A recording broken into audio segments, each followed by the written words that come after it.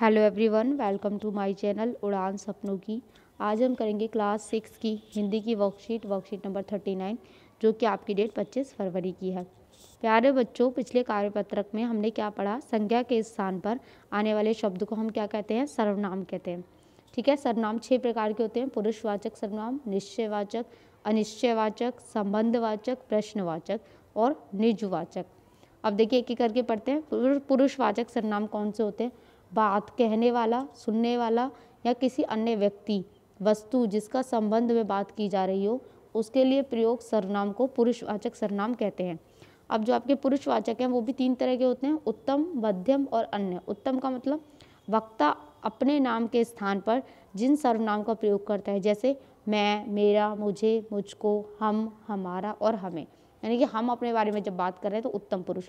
मध्यम वक्ता श्रोता के लिए जिन सर्वनाम का प्रयोग होता है, जैसे हम दूसरे के बारे में बात कर रहे हैं, तू, तेरा, तुझे, तुम, तुम्हारा, आपका, आपको, तो ये आपका हो गया मध्यम। फिर है अन्य। अन्य का मतलब किसी तीसरे के बारे में बात करना है। वक्ता तथा श्रोता यानी कि सुनने वाला और बोलने वाला दोनों किसी तीसरे के बारे में बात कर रहे हैं, किसी अन्य व्यक्ति या प्राणी के बारे में बात कर रहे हैं, जैसे वह, ये, वे आदि। निश्चयवाचक आपका क्या है? निश्चयवाचक सर्वनाम वे सर्वनाम शब्द हैं जो किसी निश्चित वस्तु या व्यक्ति की ओर संकेत करते हैं, जैसे उससे दूर रहना, यह मैंने बताया। तो ये जो शब्द है ये आपके निश्चयवाचक है। अनिश्चयवाचक क्या है? जिन सर्वनाम शब्द में किसी निश्चित व्यक्ति या वस्तु का बोध ना हो, अनिश्चयवाचक, यानी कि जिसमें कुछ पता ही ना हो। जैसे बाहर कोई खड़ा है, अब हमें नहीं पता बाहर कौन खड़ा है, पर कोई खड़ा है।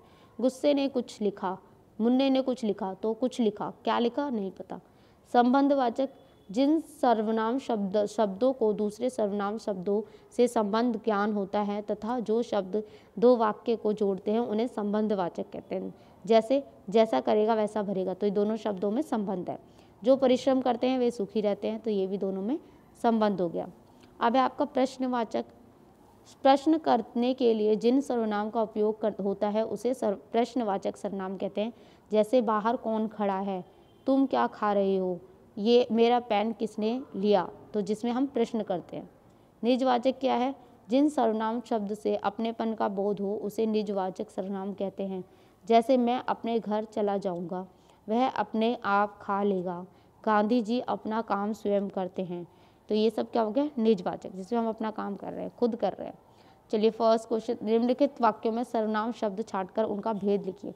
तो बेटा फर्स्ट में मैं अपने जूते खुद पॉलिश कर लेता हूँ, तो इसमें आपका जो सर्वनाम है मैं अंडरलाइन कर रही हूँ, मैं है सर्वनाम और खुद, ये दो सर्वनाम है। तो जो मैं है ये आपका उत्तम पुरुष है, ठीक है, उत्तम पुरुष।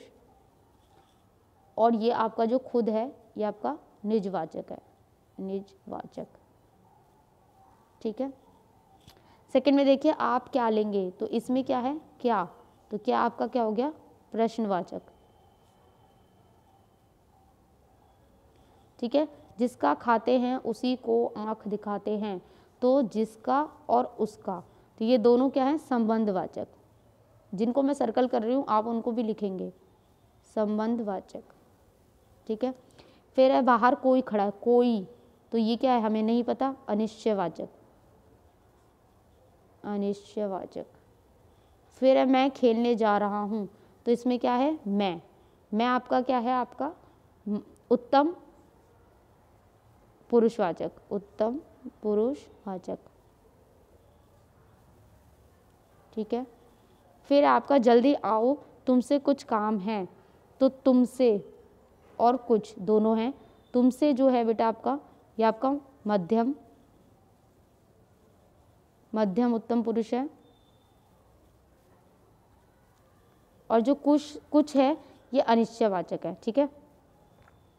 इतना तो आप कर ही लेंगे, मैं बोल ही रही हूँ, अनिश्चयवाचक, ठीक है। चलिए आगे देखते हैं। उससे दूर रहना, तो उससे, तो ये भी आपका क्या हो गया? निश्चयवाचक, क्योंकि ये हमें पता है कि किससे दूर रहना है, निश्चयवाचक। तो यहाँ आपकी वर्कशीट कंप्लीट होती है। आई होप आपको अच्छे से समझ में आई हो। तो प्लीज़ चैनल को लाइक करें, सब्सक्राइब करें, कमेंट करें और अपने फ्रेंड्स के साथ शेयर ज़रूर करें। Thank you.